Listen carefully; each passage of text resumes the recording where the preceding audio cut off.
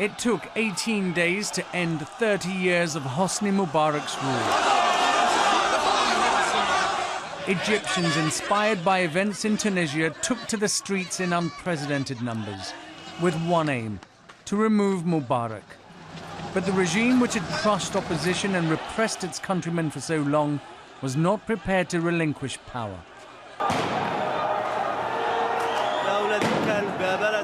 Mubarak unleashed his dreaded security forces. Fierce clashes between demonstrators and police followed. The army was deployed and a nationwide curfew declared. But the troops were welcomed and the curfew disobeyed. 3 days into the crisis, and Mubarak made his first public move. He sacked his cabinet, and in his first TV address, he told demonstrators he understood their grievances, but remained in power. The next day, Mubarak appointed his first vice president.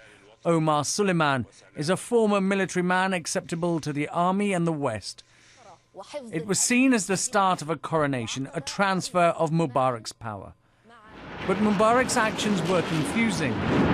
Air Force jets circled Cairo, intimidation perhaps. But a day later, the army declared it would not fire on demonstrators. A new government was sworn in and dialogue opened with political parties.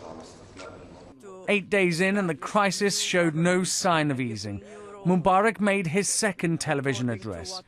The president said he would step down, but only in September. The next 48 hours saw brutal clashes between pro- and anti-Mubarak groups.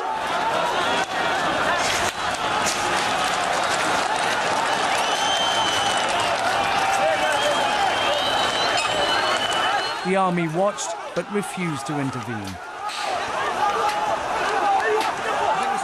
February the 4th was dubbed the day of departure. The army had taken control of Tahrir Square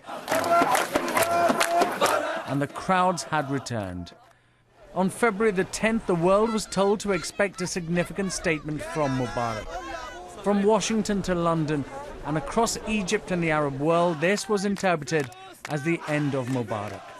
The 82-year-old again addressed his countrymen. Continuing to protect the Constitution and the welfare of the people until the transition. And again their hopes were dashed.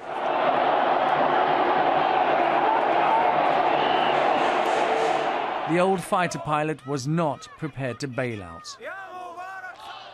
Mubarak was sitting next to President Anwar Sadat when he was assassinated in 1981.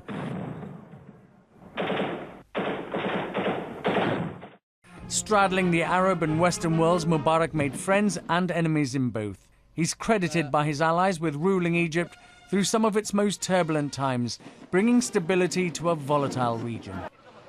Mubarak has survived 6 assassination attempts, but where the sniper's bullet failed, the will of the masses has triumphed.